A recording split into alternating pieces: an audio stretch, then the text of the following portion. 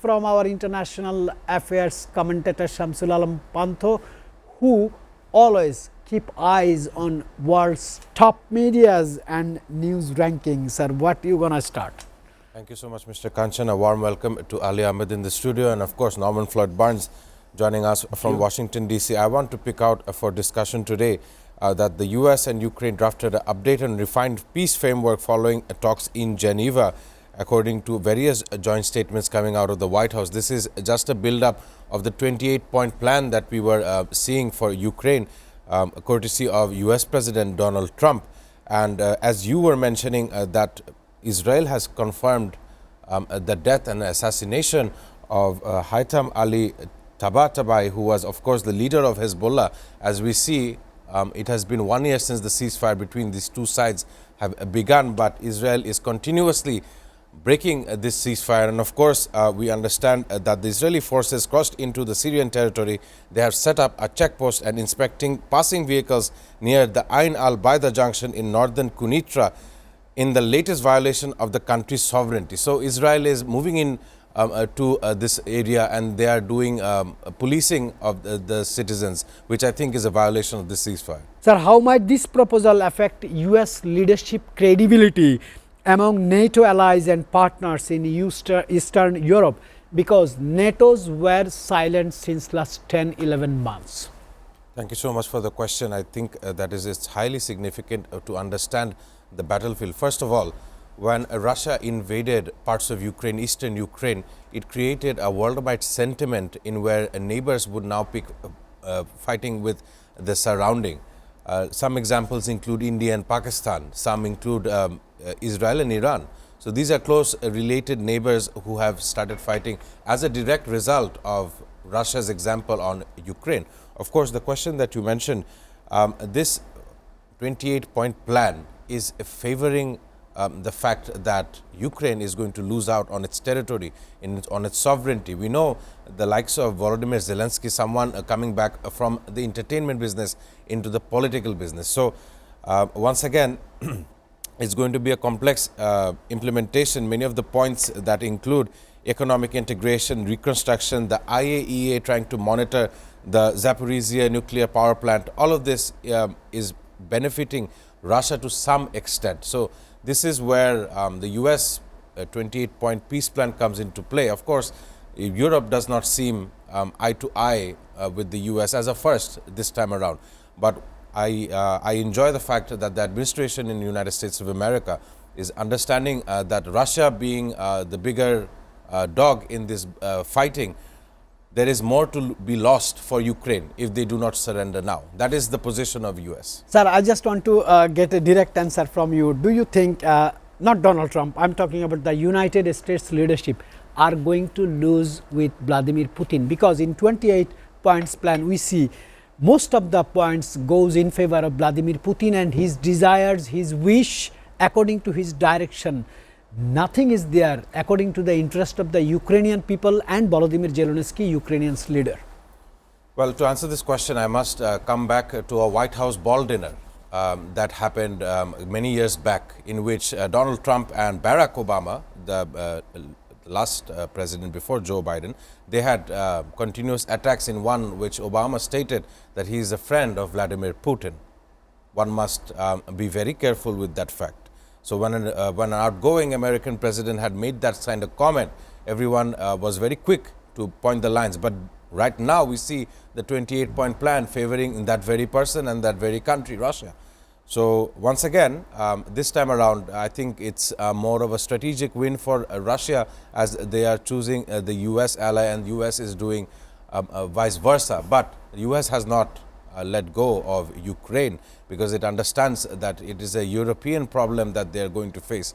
And on a previous show, I did mention about the Nord Stream pipeline. This is where economics and warfare come hand in hand. This pipeline was blown up by Joe Biden, the ex-president of the United States of America, or as media reports states. Yet we still do not know who are the real perpetrators of this crime, which has caused Russia to think otherwise. Two big giant media house in United States, Fox by Republican and Washington Post by Amazon, I mean Jeff Bezos, You have heard the comment they are passing. Do you still think media is still free in America? Sir, first you.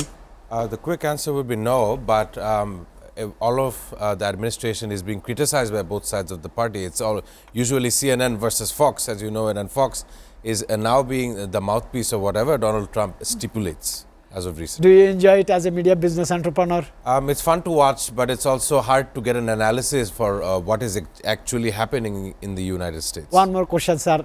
My curiosity, do you still believe that they maintain that standard of editorial policies, the level we maintain? Of course, there is maintenance of that kind of standards. However, the sources must be realigned, rechecked on a day-to-day basis. As you heard that IDF, Israeli Defense Forces, started their escalation to Hezbollah.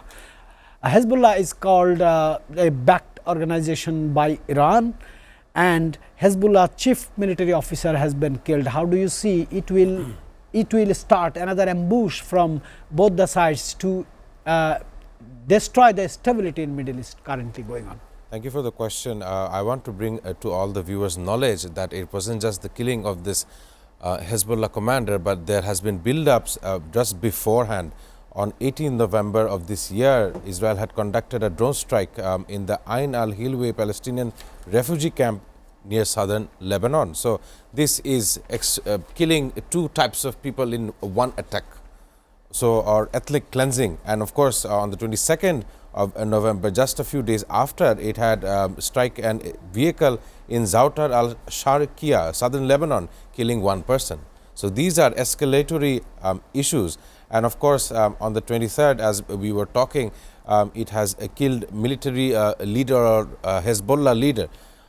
What the beauty of this thing is that the Lebanese president had said he was open to negotiations 2 days prior to this assassination, which the Israeli defense forces and the Israeli government has completely ignored. If they had chosen the path of negotiation, maybe such an escalation would not have been seen. We know that the Lebanese Independence Day was just around the corner of this attack. So it's not just attack on the people, it's also attack on their national identity, as far as I understand it.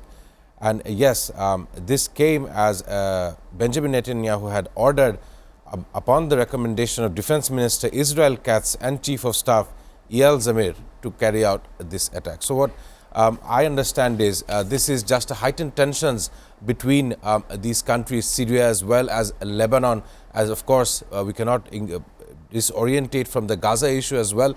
And all of this is meant to pressurize its surroundings. And eventually, from what I understand, is that all of these nations are going to come together to understand whether or not Israel deserves to be called a state. Targeting of a senior Hezbollah commander impact the balance of power and deterrence in the wider region of Middle East?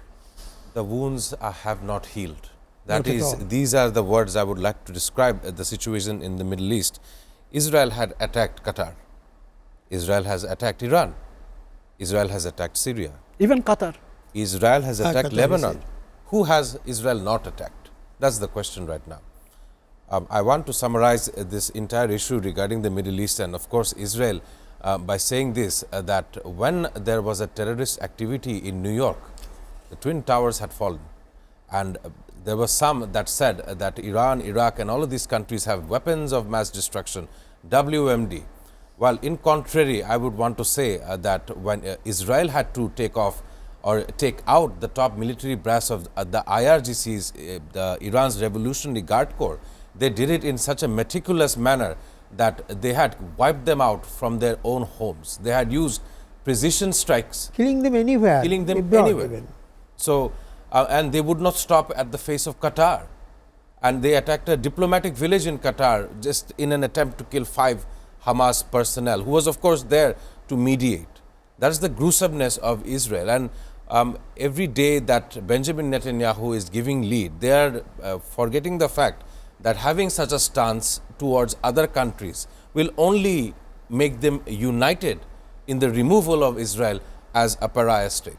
What are the implications of the US refusal to fully endorse the G20 declaration for global multilateralism?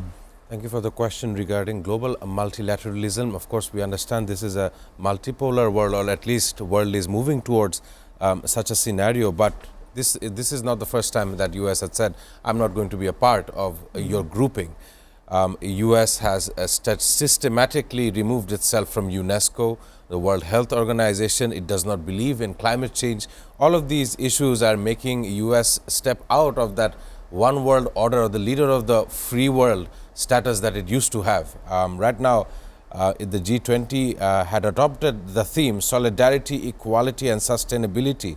And of course, it was the first ever G20 summit to be held in South Africa. The allegations, however, of the white genocide, as Donald Trump touts it, how apartheid had taken a different role this time around, and that South African administration was complicit in these matters. These are definitely serious concerns, but that is an internal matter for South Africa. There should not be any reason why the US should step out of such an opportunity, whether it or not it be Donald Trump as the President of the United States. It could be a special envoy visiting this meeting. It could be Secretary of State Marco Rubio visiting this grouping of the 20 nations. However, they have stepped out, and of course, there was a critical mineral and industrial development deal amongst all of these nations, which will shape the upcoming economic ties. And if you recollect the BRICS summit that happened, even then Donald Trump had a severe reaction. Today, he had reacted by not attending this global forum. Transition mechanisms, or what does the creation of a just transition mechanism signify for climate justice and equity? And of course, don't forget to put your rights as a citizen of this country, because we are at the highest risk. Thank you for the question. I understand that the conclusion that came out of COP30 was that there's going to be a big climate finance package. Countries have agreed to mobilize about US 1.3 trillion per year by 2035. So that's a big commitment coming out of this meeting held in Belém, Brazil. But it's not only so that we must think about a phase out from using fossil fuels on a daily level into more innovative and strategic innovations which help us move away from the dependencies of these elements, which are of course affecting worldwide situations. I want to give an example before I have to answer this question. There is a deep depression in the Bay of Bengal. This is the end of November. That sounds very wrong. Monsoon used to finish way before October. Now it's end of November and we're seeing a monsoon-like activity that is happening in the Bay of Bengal. That is as of recent. So that just shows us that we are still not spared this year.